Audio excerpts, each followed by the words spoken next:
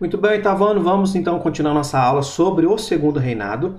Bem, nós vimos na aula passada que o Dom Pedro II assume, torna-se o segundo imperador do Brasil, mas ele encara um período bastante complicado, muitos conflitos internos, tentativa de separação do território e uma disputa política muito complicada, muito acirrada entre aqueles que eram mais liberais e aqueles que eram mais conservadores na política.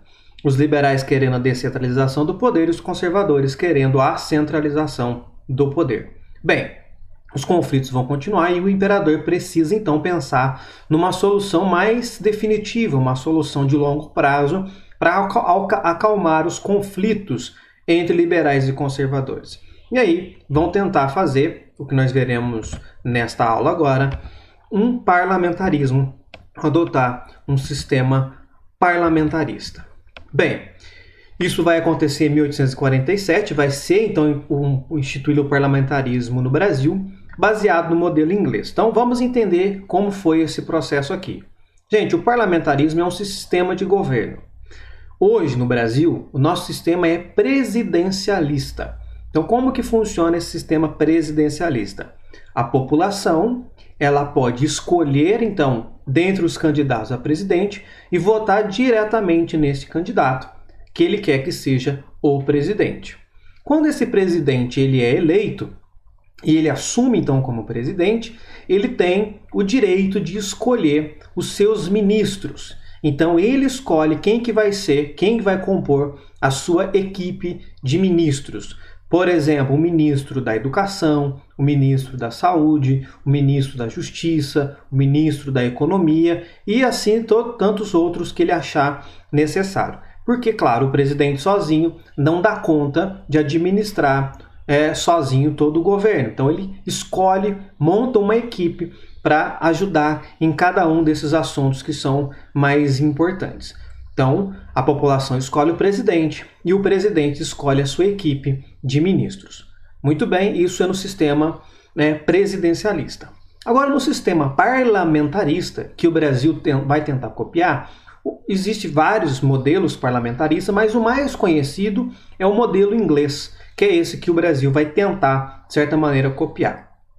Como que funciona no sistema parlamentarista inglês? A população vota, mas ela vai escolher o que seriam os nossos deputados. Eles escolhem os congressistas, tá? Então seria lá como se escolhesse os deputados federais e os senadores. Aí, uma vez que esses senadores, esses deputados ganham as eleições e vão lá para o Congresso, dentre eles vão votar numa pessoa que vai assumir o cargo de primeiro-ministro. O primeiro-ministro, ele vai governar. Ele faz o que no nosso sistema presidencialista faria o presidente. Mas quem escolhe esse primeiro-ministro é o parlamento. Então o parlamento escolhe o primeiro-ministro, aí esse primeiro-ministro então vai compor uma equipe de outros ministros, porque por isso que ele é o primeiro-ministro, ele é o mais importante, é ele que vai ditar ali o que vai ser feito. Ele que é o chefe, digamos assim, de governo. E aí ele escolhe então o ministro da Educação, o ministro da Saúde, o ministro da Justiça, o ministro da Economia e assim por diante, como um presidente faz o nosso modelo aqui. Mas no sistema parlamentarista existe a facilidade, caso este ministro não dê conta ou não está agindo de forma que a população esteja contente com ele, o parlamento pode tirar ele do cargo e logo em seguida votar num outro substituto, no outro primeiro-ministro, tá certo? Então é um sistema um pouco diferente do nosso. A população escolhe o parlamento escolhe o primeiro-ministro, tá certo? Esse é um modelo que basicamente funciona em muitas partes do mundo, inclusive na Inglaterra.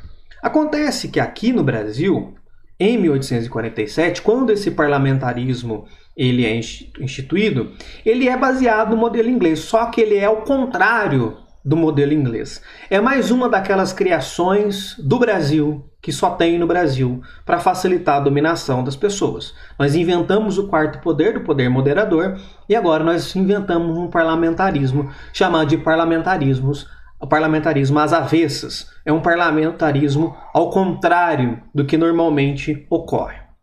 Como ao contrário? Vamos lá. Primeira coisa, o imperador nomeia o presidente do Conselho de Ministros. Quem é o presidente do Conselho de Ministros, ou o presidente do Conselho, ou o presidente do gabinete? É o que seria o primeiro-ministro lá da Inglaterra. Lá, o parlamento escolhe o primeiro-ministro. Aqui, o imperador escolhe o primeiro-ministro. Então, a primeira coisa que vai acontecer é o imperador escolher o primeiro-ministro. Depois, o que seria esse primeiro-ministro, gente, é que aqui no Brasil não chamava primeiro-ministro, aqui no Brasil chamava presidente de gabinete, mas é exatamente a mesma coisa do que o primeiro-ministro, certo? Então, o presidente de gabinete é como se fosse o primeiro-ministro, lá do modelo inglês. Então, depois que o imperador escolhe o presidente do gabinete, ele nomeava os membros do conselho, ou seja, nomeava os demais ministros para cuidar da educação, para cuidar da justiça, para cuidar da economia, assim por diante. E aí, por último, eles vão convocar eleições para o parlamento. E aí, através de fraude nas eleições, eles garantiam a maioria dos representantes na Câmara que fosse alinhado com o partido do gabinete, ou liberal ou conservador.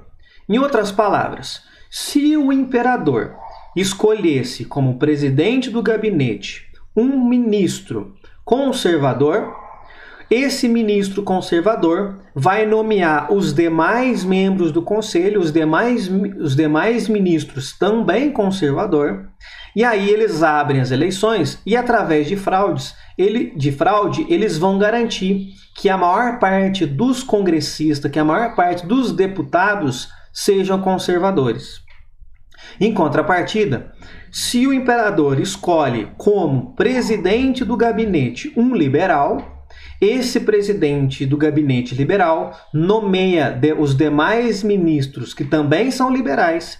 E aí, por fim, quando convoca as eleições, através de fraude, eles vão garantir que a maioria do Congresso, que a maioria da Câmara seja liberal. Por que é importante ter a maioria da Câmara, gente? Porque aí, na hora de aprovar uma lei, é claro que a lei sempre vai ser aprovada, porque o lado que está o governo vai ter sempre maioria na Câmara, sempre vai votar favorável aos interesses de quem está no poder. Tá certo? Parece ser um pouco confuso, mas não é bem simples. Se tiver dúvida, volte de novo, assista de novo que vocês vão entender. Então, agora fazendo uma comparação com o modelo inglês, percebam só. Aqui no Brasil, a primeira coisa que se fazia era escolher o presidente do gabinete, ou que seria o primeiro-ministro. Lá no modelo inglês, é a última coisa que acontece. Então, é a população, no modelo inglês, população primeiro escolhe o parlamento escolhe o primeiro-ministro. Aqui no Brasil imperador escolhe o primeiro-ministro, esse imperador vai nomear os demais ministros, e aí depois, por último, faz a eleição. E aí, quando a população deveria escolher os congressistas, a partir de fraude nas eleições, eles garantem que a maioria dos deputados sejam conservadores ou liberais, a depender de qual lado político estava o primeiro-ministro, tá certo? Então, é tudo ao contrário, é um parlamentarismo às avessas. Claro que nós temos aqui a figura do imperador. E nesse parlamentarismo às avessas que o Brasil criou, ele também é sujeito ao poder moderador que o Dom Pedro II possui. Então, o imperador pode tirar o presidente do Conselho dos Ministros, ou o presidente do gabinete, ou o primeiro-ministro, a qualquer momento. Se ele não estiver satisfeito, ou se a população não está satisfeita, vejam só, nós estamos numa crise. Olha como que foi inteligente esse parlamentarismo, pelo menos pro lado do Dom Pedro II, né? Supondo então que nós estamos vivendo uma crise. As pessoas estão insatisfeitas com o governo. Nesse modelo, quem que governa? É o imperador ou é o presidente do Conselho dos Ministros? Neste modelo, quem governa é o presidente do Conselho dos Ministros. Portanto, se a população está insatisfeita com o governo, a população não vai pedir para que retire o Dom Pedro II, não vai pedir para sair o imperador, vai pedir para sair o presidente do Conselho. E aí, nessa crise, nessa briga, as pessoas pedindo, por exemplo, para sair o governo, o Dom Pedro tira, coloca outro no lugar e ainda sai por bonzinho, porque ele está fazendo ali um grande favor de tirar aquele governante incompetente. Mas é claro que na prática, esse governante que está ali, que é trocado de acordo com os interesses do imperador, faz aquilo que o imperador quer, uma vez que ele tem um poder moderador em suas mãos. Então, o imperador faz o que quer, só que a culpa dos erros cai sobre outras pessoas. Não é à toa que ele ficou 49 anos no poder, porque ele criou um sistema que protegia ele de qualquer tipo de crítica. Mas é claro que isso não vai impedir de revoltas, de problemas acontecer. E nós tivemos uma grande revolta em 1848, que ficou conhecido como a Revolução Praieira. Bem, nesse sistema parlamentarista, vocês perceberam que o poder continua na mão do imperador. Ou seja, o poder está centralizado. Vocês se lembram que nas disputas políticas, quem queria o poder centralizado eram justamente os conservadores. Portanto, neste modelo político, os liberais eram contra, os liberais não gostavam. E aí o governo vai criar, então, diretrizes que eram alinhadas ao grupo de situação naquele momento. Se o governo era de liberais, o governo então atende alguns pedidos dos liberais. Se o governo é conservador, ele atende algumas questões dos conservadores, para tentar agradar aos dois grupos políticos. Mas, em 1848, são os conservadores que estão no poder. E os liberais, portanto, faziam a oposição. E aí os liberais vão iniciar uma revolta lá na província de Pernambuco. Lá no Pernambuco, tinha um forte partido liberal, o partido liberal era muito forte no Pernambuco, e lá era apelidado, no Pernambuco, o partido liberal era denominado de Partido da Praia. Por que isso? Porque o Partido Liberal criou um jornal chamado Jornal Porta-Voz, que era o seu jornal Porta-Voz, melhor dizendo, que era chamado de Diário Novo. E a sede do jornal Diário Novo ficava na Rua da Praia. Então, eles apelidaram os liberais em Pernambuco de praieiros, porque o jornal, que era o seu porta-voz, ficava na Rua da Praia. Bem, dentro dos liberais havia ainda divergências. Tinha os praieiros, que tinham como membro classe média e intelectuais. Esses eram mais radicais sobre a descentralização do poder, eles queriam a todo custo a descentralização do poder. E ainda dentro dos liberais existiam os gabirus, que tinham como membros grandes proprietários de terras e de comerciantes, que também queriam a descentralização do poder, mas eles eram mais moderados nesse sentido. De forma que eles eram muito mais próximos dos conservadores do que dos próprios praieiros, embora fizessem parte do Partido Liberal, certo? Bem, em Pernambuco sempre teve muitas manifestações, nós já estudamos isso anteriormente, principalmente manifestações anti-lusitanas, ou seja, anti-Portugal, contra Portugal. O presidente de Pernambuco era um sujeito chamado Antônio Pinto Quichorro da Gama, que era um praieiro, e, portanto, ele era aquele mais radical com relação à descentralização, e ele vai ser substituído pelo Vicente Pires da Mota, que era um gabiru. Lembrando que quem escolhe o presidente de província é o imperador.